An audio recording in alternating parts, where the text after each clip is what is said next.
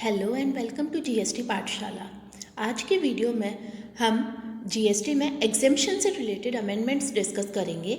ये amendments CA, CS और CMA inter as well as final exams जो जुलाई 2020 में होने वाले हैं उनके लिए एप्लीकेबल है। तो लेट्स गेट स्टार्टेड। पहला अमेंडमेंट है, उसमें एंट्री नंबर 7 अमेंड हुई है।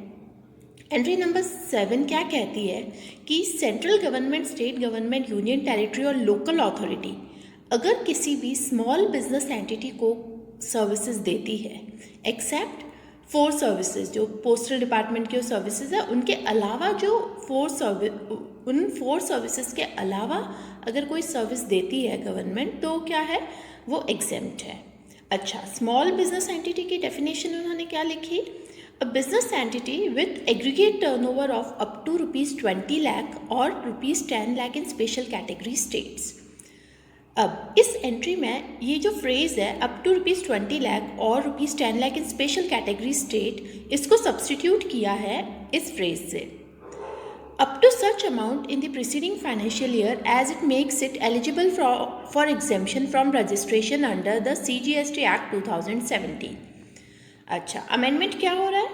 पहले जो लिमिट थी रजिस्ट्रेशन वाली 20 लाख और 10 लाख, ये जो लिमिट्स उन्होंने स्पेसिफिकली मेंशन करी थी, उसको अब हटा दिया है और उसकी जगह पे कॉमन लैंग्वेज लिख दी है, जिसका मतलब क्या है कि अगर किसी भी रीज़न से कोई पर्सन है वो जीएसटी में रजिस्ट्रेशन के लिए लायबल नहीं है, तो उसके ऊपर ये वाली जो एग्जेम्पशन है ये क्या होगी, एप्लीकेबल होगी। अच्छा, सुनने में तो सेम ही लग रहा है। पहले भी यही था कि 20 लाख और 10 लाख है, जिनकी लिमिट जिनका टर्नओवर इससे नीचे होता था, उनको रजिस्ट्रेशन लेने की ज़रूरत नहीं पड़ती थी। फिर अब लैंग्वेज चेंज करने का क्या लॉजिक है? इसका लॉजिक है कि जब ये जो लैंग्वेज है, ओल्ड लैंग्वेज जो थी, ये जब जीएसटी आया था 2017 में, तब से चल रही थी। अभी 2019 में गवर्नमेंट एक नोटिफिकेशन लेके आई थी 10/2019। उसमें थ्रेशोल्ड थी वो 40 लाख की गवर्नमेंट ने एप्लीकेबल की थी। अगर कोई पर्सन है उस नोटिफिकेशन में लिखी कंडीशंस को सेटिस्फाई करता है, तो उसको 40 लाख की थ्रेशोल्ड मिलती थी और उसको रजिस्ट्रेशन लेने की ज़रूरत नहीं पड़ती थी अगर उसका टर्नओवर 40 लाख तक है तो। अब गवर्नमेंट 2019 में वो लैंग्वेज तो, वो नोटिफिकेशन तो लेके आ गई, बट यहाँ पे जो चेंज होना चाहिए था वो गवर्नमेंट ने अब किया है। तो अब इम्प्लीकेशन क्या हुआ कि पहले क्या होता था कि इस ओल्ड लैंग्वेज के अकॉर्डिंग, इवन दो वो जो बिजनेस एंटिटी थी जो उस नोटिफिकेशन 10/2019 की कंडीशन को सेटिस्फाई करती थी और उसको 40 लाख की एग्जेम्पशन, 40 लाख तक उसको थ्रेशोल्ड मिलती थी, बट यहाँ पे जाके क्या होता था, क्योंकि यहाँ पे 10 लाख और 20 लाख लिखा हुआ था, तो यहाँ पे वो वाली बिजनेस एंटिटीज़ होती थी वो कवर नहीं होती थी। तो इसका इम्प्लीकेशन क्या होता था कि इवन तो वहाँ पे 10/2019 तो दे दी कि तो ये हम आपको थ्रेशोल्ड देंगे 40 लाख रुपीज़ तक की, बट अगर वो सेम बिजनेस एंटिटी, सपोज करो उसका टर्नओवर 25 लाख है, तो एज़ पर दैट नोटिफिकेशन 10/2019 उसको रजिस्ट्रेशन लेने की ज़रूरत नहीं है। बट यहाँ पे जो एंट्री नंबर 7 थी, उसके हिसाब से क्या होता था, यहाँ पे तो उसको ये एग्जेम्पशन मिलती नहीं थी। तो उसका क्या मतलब होता था कि अगर उस बिजनेस एंटिटी ने, जिसका टर्नओवर 25 लाख है, उसने अगर सपोज करो सेंट्रल गवर्नमेंट से कोई सर्विसेज ले ली, तो क्या होता था, यहाँ पे वो एग्जेम्प्ट नहीं है और वो वाली सर्विसेज क्या है, रिवर्स चार्ज में है। तो होता क्या था कि उसको रिवर्स चार्ज में जाके मैंडेटरी रजिस्ट्रेशन लेना पड़ता था। ठीक है, तो इससे क्या होता था कि वो जो नोटिफिकेशन 10/2019 है वो क्या हो गई, रिडंडेंट हो गई, उसका कोई मतलब ही नहीं रहा, बिकॉज इवन दो उन्होंने वहाँ पे तो limit they the, but corresponding जो अमेंडमेंट इधर करना चाहिए था वो किया नहीं। तो इससे क्या हो गया, उस नोटिफिकेशन की कोई रेलिवेंसी नहीं रही, उस थ्रेशोल्ड की कोई रेलिवेंसी नहीं रही। तो इसके लिए गवर्नमेंट ने अब क्या किया है, ये एंट्री नंबर 7 है, इसको अमेंड कर दिया है। और आफ्टर अमेंडमेंट अब क्योंकि लिमिट हटा दी है, तो चाहे आपको 10 लाख की थ्रेशोल्ड मिलती हो, चाहे 20 की, चाहे 40 की, सबके ऊपर ये एंट्री नंबर 7 है, इसमें जो एग्जेम्पशन लिखी है वो एप्लीकेबल होगी। नेक्स्ट अमेंडमेंट है वो एंट्री नंबर 45 में हुआ है। एंट्री नंबर 45 किसको कवर करती है, आर्बिट्रल ट्रिब्यूनल की सर्विसेज को और लीगल सर्विसेज जो इंडिविजुअल एडवोकेट्स या partnership firm of advocates provide करते हैं उनको। तो ये दो सर्विसेज अगर स्मॉल बिजनेस एंटिटीज़ को दी जाती है तो उस पर एग्जेम्पशन है। यहाँ पर भी सेम लैंग्वेज थी 10 लाख और 20 लाख वाली, अब गवर्नमेंट ने उसको अमेंड कर दिया है similar in lines with entry number 7। तो एंट्री नंबर 7 में जो चीज़ें हमने डिस्कस करी वो अगेन यहाँ पे भी सेम अमेंडमेंट्स है, तो वो वाला डिस्कशन है यहाँ पे भी एप्लीकेबल होगा। एक नई एंट्री इंसर्ट हुई है एग्जेम्पशन नोटिफिकेशन में, एंट्री नंबर 9AA। ये entry FIFA women's world cup 2020 जो होने वाला है इंडिया में उससे रिलेटेड है। तो ये जो फीफा वुमेन वर्ल्ड कप 2020 होगा, इसमें बहुत सारे इवेंट्स होंगे। तो उन इवेंट्स से रिलेटेड अगर कोई भी सर्विसेज प्रोवाइड होती है, किसको प्रोवाइड होती है? या तो फीफा और फीफा की सब्सिडरी को कोई पर्सन प्रोवाइड कर रहा है, मतलब फीफा और उसकी सब्सिडरीज क्या है, रिसिपिएंट है, या फिर फीफा और उसकी सब्सिडरी है किसी और पर्सन को क्या कर रहे हैं, इवेंट से रिलेटेड कोई भी सर्विसेज दे रहे हैं। दोनों ही केसेस में क्या है, उन सर्विसेज को एग्जेम्पशन है। मतलब क्या हुआ, फीफा या उसकी सब्सिडरीज चाहे सप्लायर है चाहे रिसिपिएंट है in relation to any of the events to be held in India, तो एग्जेम्प्ट रहेगा। मतलब अगर फीफा और उसकी सब्सिडरी चाहे पेमेंट कर रहे हैं चाहे उनको पेमेंट मिल रही है, दोनों ही केसेस में क्या होगा, एग्जेम्पशन मिलेगी। अच्छा, एग्जेम्पशन है क्या, जो इवेंट है वो डायरेक्टली फीफा से रिलेटेड होना चाहिए? नहीं, इनडायरेक्टली भी अगर वो रिलेटेड है, सर्विसेज जो प्रोवाइड हो रही है वो इनडायरेक्टली भी अगर प्रोवाइड हो रही है, बट रिलेशन किससे होना चाहिए, किसी भी इवेंट से होना चाहिए, तो एग्जेम्पशन मिलेगी। इस एग्जेम्पशन की एक प्री रिक्विजिट है कि जो पर्सन एग्जेम्पशन क्लेम कर रहा है, मतलब फीफा या उसकी सब्सिडरी अगर वो सर्विस प्रोवाइड कर रही है तो वो क्लेम कर रही है एग्जेम्पशन, तो उसको क्या करना पड़ेगा, एक सर्टिफिकेट लाना पड़ेगा director sports, ministry of youth affairs and sports, उससे, ठीक है ना। अगर कोई दूसरा पर्सन है, सप्लायर है जिसने फीफा को या उसकी सब्सिडरी को सर्विसेज दी है, तो वो पर्सन क्लेम कर रहा है एग्जेम्पशन, तो उसको लेके आना पड़ेगा ये सर्टिफिकेट, ठीक है ना। अथॉरिटी सेम है, अगर आप सर्टिफिकेट लेके आते हो तो आपको ये एग्जेम्पशन मिल जाएगी। नेक्स्ट अमेंडमेंट एंट्री नंबर 14 में हुआ है। एंट्री नंबर 14 एकोमोडेशन सर्विसेज को एग्जेम्प्ट करती है। अगर किसी भी होटल ने, क्लब ने अपना रूम रेंट पे दिया है और उसकी जो वैल्यू ऑफ सप्लाई है, अगर वो 1000 रुपीज़ पर डे से कम थी, यानी कि 999 तक, तो ये एग्जेम्पशन उसको मिलती थी। मतलब क्या हुआ था, पहले ऐसा होता था कि 1000 रुपीज़ से कम अगर उसने अमाउंट चार्ज किया है होटल वाले ने रूम के लिए, तो उस पर एग्जेम्पशन थी। अभी ये जो बिलो रुपीज़ 1000 पर डे था, उसकी लैंग्वेज चेंज करके उन्होंने क्या कर दिया है, बिलो और equal to rupees 1000 per day. मतलब पहले अगर एग्जैक्ट 1000 रुपीज़ का कोई रूम दिया है तो क्या होता था, एग्जेम्पशन नहीं मिलती थी, बिकॉज एग्जेम्पशन रुपीज़ 999 तक ही थी। बट अभी इस अमेंडमेंट के बाद में अगर किसी ने रुपीज़ 1000 में अगर कोई भी रूम रेंट पे दिया है होटल ने, तो उसको अब एग्जेम्पशन मिल जाएगी, ठीक है। इम्प्लीकेशन कब आएगा, जब जो अमाउंट चार्ज किया है रूम के लिए वो कितना है, एग्जैक्ट 1000 है, ठीक है ना। नेक्स्ट एंट्री नंबर 19A और 19B अमेंड हुई है। 19A और 19B जो आउटवर्ड ट्रांसपोर्टेशन ऑफ गुड्स है, कहाँ से, इंडिया से किसी फॉरेन कंट्री तक, आउटवर्ड ट्रांसपोर्टेशन ऑफ गुड्स किसके थ्रू हो रहा है, या तो एयरक्राफ्ट से हो रहा है या वेसल से हो रहा है, तो उसके लिए जो फ्रेट यानी कि सी फ्रेट या एयर फ्रेट जो चार्ज करती थी कंपनीज, उसके ऊपर क्या थी, एग्जेम्पशन थी। ये टाइम बाउंड एग्जेम्पशन थी, पहले ये 30 सितंबर 2019 तक एप्लीकेबल थी। अभी गवर्नमेंट ने इसमें अमेंडमेंट करके ये जो इसकी वैलिडिटी है इसको एक्सटेंड कर दिया है 30 सितंबर 2020 तक। Next amendment entry number 22 amend हुई है। एंट्री नंबर 22 क्या कहती है, अगर कोई भी आप मोटर व्हीकल है उसको अगर आप रेंट पे देते हो, तो क्या है, कुछ स्पेसिफाइड केसेस में जो रेंटल चार्जेस होते हैं, हायर चार्जेस होते हैं, उस पर क्या है, एग्जेम्पशन है। अभी इस एंट्री में गवर्नमेंट ने एक नया क्लॉज है वो ऐड किया है, क्लॉज AA।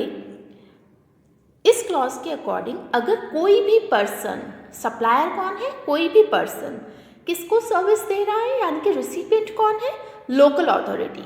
मतलब कोई भी पर्सन अगर लोकल अथॉरिटी को कोई भी इलेक्ट्रिकली ऑपरेटेड व्हीकल EOV अगर रेंट पे देता है तो उसको जो रेंटल चार्जेस मिलेंगे उसके ऊपर उस पर्सन को GST नहीं पे करना है। व्हीकल कैसा होना चाहिए, जो EOV है वो कैसा होना चाहिए, वो बड़ा व्हीकल होना चाहिए, उसकी जो सीटिंग कैपेसिटी है वो कितनी होनी चाहिए, मोर देन 12 पैसेंजर्स होने चाहिए। मतलब छोटी सी अगर किसी ने कैब, जो कैब होती है वो अगर रेंट पे दे दी तो एग्जेम्पशन मिलेगी क्या, नहीं मिलेगी। एग्जेम्पशन सिर्फ उसी केस में एप्लीकेबल है जब वो बड़ा व्हीकल जिसमें 12 से ज़्यादा पैसेंजर्स आ सकते हैं, सिर्फ उस ऐसे व्हीकल पे ही एग्जेम्पशन एप्लीकेबल होगी। अच्छा, EOV क्या होता है, कोई भी जो बैटरी से चलने वाला जो व्हीकल होता है, ठीक है ना, जो चार्जेबल बैटरी से चलने वाला जो व्हीकल होता है उसको EOV कहते हैं। नेक्स्ट अमेंडमेंट हुआ है, ये बेसिकली एक नई एंट्री ऐड हुई है नोटिफिकेशन में, 24B। 24B किसको एग्जेम्प्ट करती है, स्टोरेज एंड वेयर हाउसिंग की सर्विसेज को। मतलब कोई एक पर्सन है, उसका वेयर हाउस है, उसको क्या मिल रहा है, जो वेयर हाउसिंग चार्जेस जो मिल रहा है उस पर एग्जेम्पशन है। एग्जेम्पशन कब एप्लीकेबल है, अगर उसने कुछ स्पेसिफाइड प्रोडक्ट्स है, जो लिस्टेड प्रोडक्ट्स है उनकी क्या करी है, वेयर हाउसिंग करी है। अब वो प्रोडक्ट्स कौन कौन से हैं, cereals, pulses, fruits, nuts, vegetables, spices, copra, sugar cane, jaggery, indigo, unmanufactured tobacco, betel leaves, tendu leaves, coffee, tea, raw vegetable fibres such as cotton, flax, jute etcetera. तो अगर ये वाले जो प्रोडक्ट्स हैं वो अगर वेयर हाउस में स्टोर किए जाते हैं और उसके वेयर हाउसिंग चार्जेस मिल रहे हैं, उसका रेंटल चार्जेस मिल रहा है, तो उसके ऊपर वेयर हाउस वाले को किसी भी तरह का GST नहीं देना है। एक और नई एंट्री इंसर्ट हुई है 29B। 29B किसको एग्जेम्प्ट करती है, लाइफ इंश्योरेंस सर्विसेज को एग्जेम्प्ट करती है। कौन दे, तो central armed police forces group insurance fund. ये बेसिकली एक फंड है जो मिनिस्ट्री ऑफ होम अफेयर्स के अंडर सेटअप किया गया है। ये अगर central armed police forces group insurance fund अगर सर्विस देता है, किसकी सर्विस, लाइफ इंश्योरेंस बिजनेस की सर्विसेज देता है अपने मेंबर्स को, ठीक है ना। और जो लाइफ इंश्योरेंस की जो सर्विसेज है वो under group insurance scheme of central armed police force हो। मतलब ये सेंट्रल आर्म्ड पुलिस फोर्सेस होती है, उसकी ग्रुप इंश्योरेंस स्कीम्स होती है, उसमें जाकर अगर ये फंड है वो अपने मेंबर्स को सर्विसेज देता है लाइफ इंश्योरेंस की, तो उसके ऊपर इसको कोई भी GST नहीं पे करना है। नेक्स्ट अमेंडमेंट है वो एंट्री नंबर 35 में हुआ है। एंट्री नंबर 35 जनरल इंश्योरेंस की जो सर्विसेज है उसको एग्जेम्प्ट करता है। अगर कुछ स्पेसिफाइड स्कीम्स में जनरल इंश्योरेंस सर्विसेज दी जाती है तो वो एग्जेम्प्ट है। उसमें वो हट इंश्योरेंस और पाम ट्री इंश्योरेंस और ये इस तरीके की कुछ स्कीम्स है उसको लिस्ट आउट किया है। अभी ये जो स्कीम्स की लिस्ट है उसके अंदर एक और स्कीम ऐड हुई है, बांग्ला शास्त्रीय बीमा। ये बेसिकली वेस्ट बंगाल की क्रॉप इंश्योरेंस स्कीम है एक। उसमें अगर कोई भी किसी भी इंश्योरेंस कंपनी ने क्या किया, इंश्योरेंस किया किसी भी पर्सन ने, तो उसके लिए उसको जो प्रीमियम मिला है उसके ऊपर उसको कोई तरह का टैक्स नहीं पे करना है। एक और नई एंट्री इंसर्ट हुई है, एंट्री नंबर 82A। ये किसको एग्जेम्प्ट करता है, जो FIFA under 17 women world cup 2020 होने वाला है, इससे रिलेटेड जो भी पासेस है या टिकट्स है, वो टिकट्स और पासेस जब सेल होंगे तो इनकी सेल से जो इनकम होगी उसके ऊपर कोई भी तरह का टैक्स नहीं लगेगा।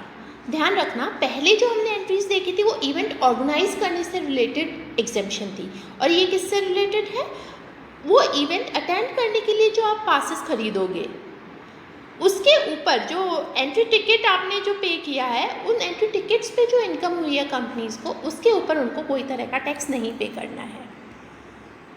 ओके, अब एग्जिस्टिंग एंट्रीज में अमेंडमेंट्स और न्यू एंट्रीज वगैरह इंसर्ट करी, वो हम ऑलरेडी देख चुके हैं। अभी कुछ नए सर्कुलर्स इशू किए हैं जो एंट्रीज है उनको क्लैरिफाई करने के लिए, तो वो सर्कुलर्स अब हम डिस्कस करेंगे। फर्स्ट सर्कुलर है वो बताता है कि क्या एडिशनल या पीनल इंटरेस्ट होता है उसके ऊपर जीएसटी लगेगा या नहीं लगेगा। अब सबसे पहले तो ये एडिशनल और पीनल इंटरेस्ट होता क्या है। देखो, जब भी हम कोई लोन लेते हैं या कोई भी चीज़ इंस्टॉलमेंट में ख़रीदते हैं तो क्या होता है, हमको लोन की या जो इंस्टॉलमेंट होती है वो उसकी एक ड्यू डेट होती है, हमको उस ड्यू डेट तक क्या करना पड़ता है, वो लोन की या इंस्टॉलमेंट होती है वो हमको देनी पड़ती है। किसी भी रीज़न से अगर हमारी इंस्टॉलमेंट डिले हो जाती है, for example as per agreement हमको 10th ऑफ एवरी मंथ हमको इंस्टॉलमेंट पे कर देनी है, बट हम लोग 10th को नहीं पे कर पाते हैं, किसी रीज़न से हम लोग लेट हो जाते हैं, तो हमको क्या करना पड़ता है, सिर्फ 10,000 रुपये की इंस्टॉलमेंट है तो वो 10,000 तो हमको पे करना ही पड़ेगा। उसके अलावा जो हमने डिले कर दिया है उसकी वजह से भी हमको क्या होता है, कुछ इंटरेस्ट या कुछ एक्स्ट्रा अमाउंट पे करना पड़ता है, जिसको पीनल इंटरेस्ट बोलते हैं। अब इस पीनल इंटरेस्ट का क्या स्टेटस रहेगा, इस पर जीएसटी लगेगा या नहीं लगेगा। अच्छा, हमने देखा है कि हम किसी को भी लोन या एडवांस एक्सटेंड करते हैं तो उसके ऊपर कोई भी इंटरेस्ट या जो डिस्काउंट होता है उस पर कोई तरह का टैक्स नहीं लगता है। ये कहाँ लिखा हुआ है, एक एंट्री नंबर 27 है इसी नोटिफिकेशन की, एग्जेम्पशन नोटिफिकेशन की। उसमें ऐसा है कि अगर आप किसी को भी लोन या एडवांस एक्सटेंड करते हो जिसके बदले में आपको इंटरेस्ट या डिस्काउंट मिलता है तो उसके ऊपर जीएसटी नहीं लगेगा। हम किसकी बात कर रहे हैं, वो तो है ये एग्जेम्पशन, हम बात कर रहे हैं उस इंटरेस्ट की नहीं, हमने जो डिले कर दिया इंस्टॉलमेंट के पेमेंट में और उसकी वजह से हमको जो पीनल इंटरेस्ट देना पड़ रहा है, यहाँ पे इस सर्कुलर में हम उसकी बात करेंगे कि उसके ऊपर जीएसटी लगेगा या वो भी उसी एंट्री नंबर 27 में कवर हो जाएगा। अब जो नॉर्मली जो बिजनेसेस होते हैं इसमें ये जो लोन्स देने का जो सिस्टम है ये कैसे होता है, ये दो सिचुएशंस में वर्क करता है। पहली सिचुएशन हम देखेंगे, एक कोई सप्लायर है एक्स, उसने क्या किया, वाई को एक मोबाइल सेल किया। मोबाइल कितने का है, 40,000 रुपीज़ का। तो पहला ऑप्शन तो वेरी सिंपल कि वाई क्या करे, कैश दे दे 40,000 और ख़त्म बात। बट वाई को कैश नहीं है वाई के पास में, तो एक्स ने उसको ऑफ़र दिया कि तुम ऐसा करो, मुझे ये जो 40,000 का मोबाइल है ये मैं तुमको क्या कर दूँगा, इंस्टॉलमेंट में दे दूँगा।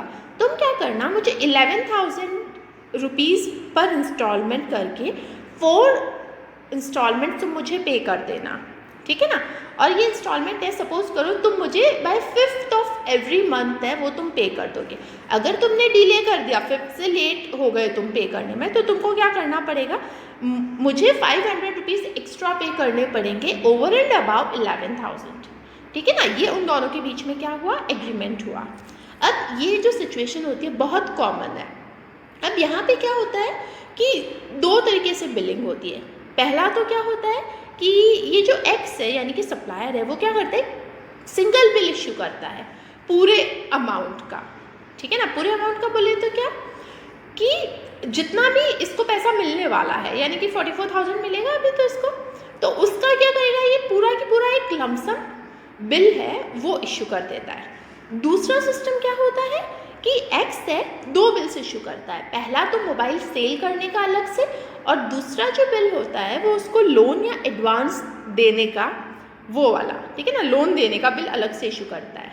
तो इस सिचुएशन पे ये जो सर्कुलर है ये क्लैरिफाई करता है कि बिलिंग पैटर्न चाहे कैसा भी हो, अगर ये सिचुएशन है जहाँ पे सप्लायर खुद ही क्या कर रहा है कि उस चीज़ को इंस्टॉलमेंट में दे रहा है, सप्लायर ने खुद ने ही लोन एक्सटेंड किया है अपनी बेची हुई चीज़ के लिए, तो उस सिचुएशन में ऑलवेज जो ये पीनल इंटरेस्ट होगा वो वैल्यू ऑफ सप्लाई में ऐड होगा और उसके ऊपर जीएसटी लगेगा, ठीक है ना। कौन सी सिचुएशन में, जब सप्लायर है, सप्लायर ऑफ गुड्स है, वो क्या कर रहा है, खुद ही लोन भी दे रहा है। अच्छा, अब सेकेंड सिचुएशन है वो कैसी होती है वो देखते हैं।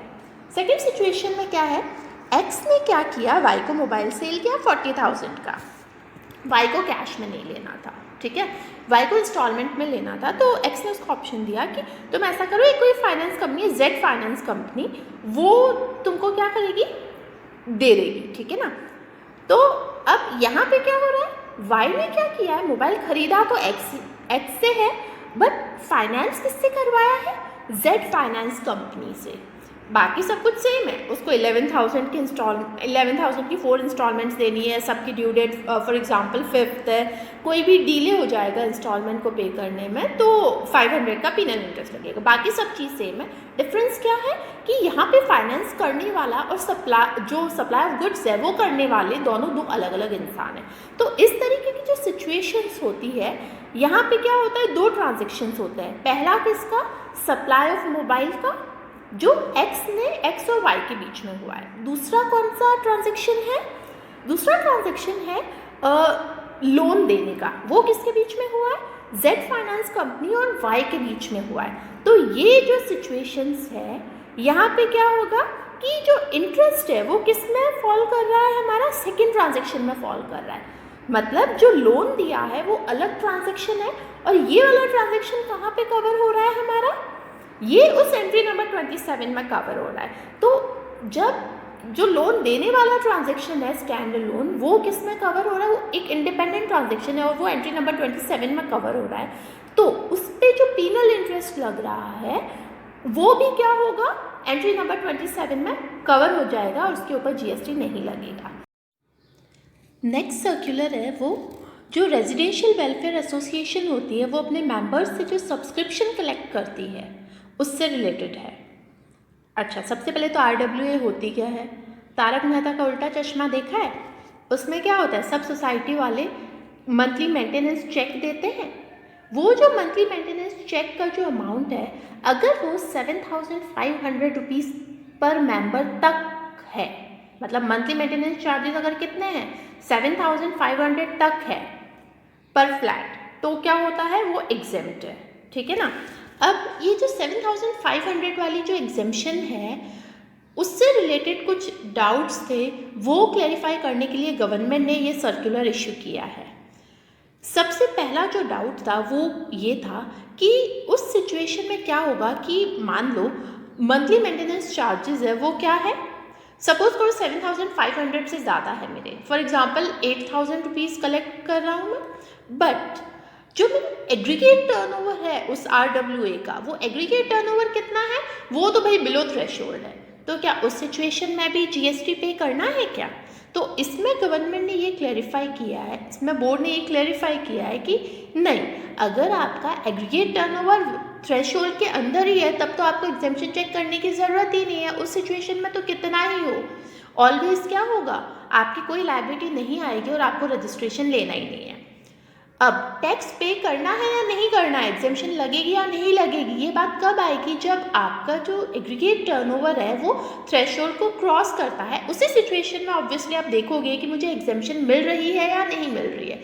तो अगर आपका aggregate turnover up to 20 lakh rupees है तब तो कोई इश्यू नहीं है, आपको क्या है, किसी भी सिचुएशन में टैक्स पे करना ही नहीं है। आप चाहे मंथली मेंटेनेंस चार्जेस कितना ही ले रहे हो, इससे कोई फ़र्क नहीं पड़ता है। बट अगर आपका एग्रीगेट टर्नओवर 20 लाख को क्रॉस कर जाता है तो फिर देखना है, फिर अगर आपका कंट्रीब्यूशन है पर मेंबर पर मंथ अगर अप टू 7,500 है तब तो एग्जेम्प्ट है, बट इससे अगर ज़्यादा होता है तो क्या होगा, वो टैक्सेबल होगा। चलो, सेकेंड इश्यू था वो ये था, चलो भाई RWA को टैक्स पे करना है ये तो क्लियर हो गया, बट अगर टैक्स पे करना है तो उसको क्रेडिट मिलेगा क्या। तो इसमें बोर्ड ने क्लैरिफाई किया, यस क्रेडिट मिलेगा।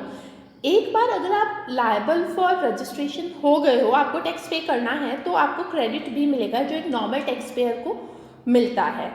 RWA किस किस पे ले सकता है, जैसे अब RWA है उसने कुछ कैपिटल गुड्स खरीदे जैसे जनरेटर है, वाटर पंप्स है, तो उस पर उसको क्रेडिट मिल जाएगा। रॉ मटेरियल इनपुट परचेज किया, जैसे टैप्स है, पाइप्स है या कुछ सैनिटरी फिटिंग्स होती है, वो अगर उसने परचेज करी तो उसके ऊपर भी इनपुट मिल जाएगा। इनपुट सर्विसेज ली, जैसे सोसाइटी में कुछ रिपेयर मेंटेनेंस का काम करवाया तो उसके ऊपर भी क्या होगा, उसको क्रेडिट मिल जाएगा। नेक्स्ट जो डाउट था वो ये था कि सपोज करो एक कोई पर्सन है, उसने क्या किया, उस RWA में उसके 2 फ्लैट्स है। तो डाउट ये था कि जो 7,500 की जो लिमिट है ये क्या पर पर्सन है या पर फ्लैट है। तो इसमें बोर्ड ने क्लैरिफाई किया कि ये जो एग्जेम्पशन ये पर फ्लैट है। तो भले एक पर्सन के भले 5 फ्लैट हो, हम और वो टोटल अमाउंट जो पे कर रहा है वो बहुत ज़्यादा है, बट हम क्या देखेंगे पर फ्लैट मेंटेनेंस चार्जेस कितने कलेक्ट हो रहे हैं। तो अगर वो 7,500 तक है तो एग्जेम्पशन है। ओके, नेक्स्ट जो डाउट था वो ये था कि सपोज करो मेरा जो मेंटेनेंस चार्जेस है वो कितने हैं, वो 7,500 से तो ज़्यादा है भाई, सपोज करो 9,000 रुपीज़ है। तो GST किस पे करना है, क्या सिर्फ एक्सेस पे करना है, मतलब 1,500 में ही पे करना है इस केस में, या पूरे 9,000 पे। तो इसमें बोर्ड ने क्लैरिफाई किया कि एक बार आप एग्जेम्पशन की जो लिमिट है उसको क्रॉस कर गए हो तो फिर आपको पूरे पे करना है, ऐसा नहीं है कि बैलेंस पे करना है। इसमें पूरे 9,000 पे आपको पे करना है। नेक्स्ट सर्कुलर है वो एंट्री नंबर 66 से रिलेटेड है। एंट्री नंबर 66 किसको कवर करती है, जो एजुकेशनल इंस्टीट्यूशन सर्विस देते हैं उनको कवर करती है। तो कोई भी एजुकेशनल इंस्टीट्यूशन है उसको अगर कुछ वो जो फीस कलेक्ट करता है उसके ऊपर GST नहीं लगता है। तो यहाँ पे इशू क्या था कि ये जो मैरीटाइम कोर्सेज कंडक्ट करवाती है maritime training institute of India, इसके ऊपर GST लगेगा या नहीं लगेगा। अब ये मैरीटाइम ट्रेनिंग इंस्टीट्यूट्स क्या होते हैं, एक मर्चेंट शिपिंग एक्ट है 1958, वो क्या कहता है कि अगर कोई भी पर्सन मर्चेंट नेवी में जाना चाहता है या नेवी से रिलेटेड किसी भी तरीके की सर्विस करना चाहता है तो उसको कुछ कोर्सेज करने पड़ते हैं, उसके बिना वो एलिजिबल नहीं है वहाँ पे सर्विस ज्वाइन करने के लिए। तो ये जो कोर्सेज है मैरीटाइम कोर्सेज जिनको कहते हैं, ये कौन कंडक्ट करवाता है, ये एक मैरीटाइम ट्रेनिंग इंस्टीट्यूट्स होते हैं वो कवर करवाते हैं। तो ये जो मैरीटाइम ट्रेनिंग इंस्टीट्यूट्स है ये क्या होता है, डायरेक्टर जनरल ऑफ शिपिंग है अपने इंडिया में, उससे रिकॉग्नाइज्ड कोर्सेज होते हैं। तो अब जो इश्यू था वो ये था कि ये जो मैरीटाइम ट्रेनिंग इंस्टीट्यूट्स है क्या इनको आप एजुकेशनल इंस्टीट्यूशन वाली जो एंट्री है एंट्री नंबर 66, क्या इसमें ये कवर होंगे क्या मैरीटाइम ट्रेनिंग इंस्टीट्यूट्स। तो बोर्ड ने क्लैरिफाई किया यस ये कवर होंगे और इनको कोई भी GST नहीं पे करना है। नेक्स्ट अपना जो सर्कुलर है, लास्ट सर्कुलर अपना, ये क्या बताता है कि जो सेक्शन 11 है, सेक्शन 11 क्या है, सेक्शन 11 है CGST एक्ट का, वो गवर्नमेंट को पावर देता है कि गवर्नमेंट क्या कर सकती है, कोई भी एक नोटिफिकेशन आई सपोज करो एग्जेम्पशन नोटिफिकेशन, उसमें गवर्नमेंट ने क्या किया कि नोटिफिकेशन में कोई एक एंट्री थी उसको क्लैरिफाई करने के लिए गवर्नमेंट ने उसमें क्या डाला, एक एक्सप्लेनेशन डाला। एक्सप्लेनेशन क्या होता है, बेसिकली उस एंट्री की लैंग्वेज को फर्दर क्लैरिफाई करने के लिए नीचे एक्सप्लेनेशन डाला जाता है। तो अगर जो सेक्शन 11(3) है वो क्या कहता है, अगर कोई एक्सप्लेनेशन डाला है गवर्नमेंट ने विद इन 1 ईयर, वो कोई एंट्री आई है उसके 1 ईयर के अंदर अगर गवर्नमेंट एक्सप्लेनेशन इंसर्ट करती है तो हम ये मानेंगे कि एक्सप्लेनेशन वहाँ पे राइट फ्रॉम द बिगनिंग था। मतलब 11(3) के अकॉर्डिंग क्या है कि एक्सप्लेनेशन अगर विद इन 1 ईयर इंसर्ट कर दिया गवर्नमेंट ने तो हम ये मानेंगे कि राइट फ्रॉम द बिगनिंग वहीं उसी में था और ये शुरू से एप्लीकेबल है, रिट्रोस्पेक्टिवली एप्लीकेबल है। बट अगर 1 ईयर के बाद में इंसर्ट करती है गवर्नमेंट तो फिर वो सेक्शन 11(3) एप्लीकेबल नहीं होगा। मतलब क्या है, 1 ईयर के बाद में डाला तो क्या होगा, जिस दिन से वो इंसर्ट किया है वहीं से वो एक्सप्लेनेशन है वो एप्लीकेबल होगा। तो ये जो सेक्शन 11(3) है इसको क्लैरिफाई करने के लिए गवर्नमेंट ने ये सर्कुलर इश्यू किया है। अब सर्कुलर ने एक एग्जाम्पल के थ्रू बताया है कि ये जो सेक्शन 11(3) कैसे वर्क करेगा। तो गवर्नमेंट ने बोला सपोज करो एक प्रिंसिपल नोटिफिकेशन है 11/2017, ये 1/7/2017 से एप्लीकेबल थी। अब इस नोटिफिकेशन में क्या हुआ, एक नई एंट्री इंसर्ट करी 3(6), ठीक है, ये कब से इंसर्ट हुई, अब देखना मेन नोटिफिकेशन अपनी 1 जुलाई 2017 से आई है, ये जो एंट्री है ये आई है 21 सितंबर 2017 से, ठीक है। अब ये जो एंट्री आई थी 3(6), इसमें एक एक्सप्लेनेशन डाला गवर्नमेंट ने। एक्सप्लेनेशन किससे डाला? एक नोटिफिकेशन थी जिसकी डेट थी 26 जुलाई 2018 को इंसर्ट किया, और वो जो नोटिफिकेशन थी वो कब से, अमेंडिंग नोटिफिकेशन जिसको हम बोलेंगे, वो 27 जुलाई 2018 से क्या थी, एप्लीकेबल थी। ठीक है, अब सबसे पहले तो चेक करो क्या ये विद इन 1 ईयर इश्यू हुआ है। यस। एंट्री कब आई थी? 21 सितंबर 2017 से एंट्री आई थी, और एक्सप्लेनेशन कब इंसर्ट किया? ये जुलाई 2018 में इंसर्ट किया, तो विद इन 1 ईयर है। तो सर्कुलर क्या कहता है कि क्योंकि explanation with in 1 year insert हुआ है, तो ये जो एक्सप्लेनेशन डाला है वो कब से अफेक्टिव होगा? जिस दिन से वो एंट्री अफेक्टिव हुई है, एंट्री आई थी उस दिन से। यानी कि अपने केस में इवन दो अमेंडिंग नोटिफिकेशन जुलाई 18 से अफेक्टिव है, still by virtue of section 11(3) ये जो एक्सप्लेनेशन है ये कब से अफेक्टिव होगा? 21 सितंबर 2017 से अफेक्टिव होगा। ओके, तो अमेंडमेंट्स हमारे इतने ही थे एग्जामिशन से रिलेटेड। अगर आपको ये वीडियो अच्छा लगा और हेल्पफुल लगा तो इसको लाइक, शेयर और मेरे चैनल को सब्सक्राइब करें। This is CA Preeti Parihar signing off for now. Bye bye, and don't forget, GST is love.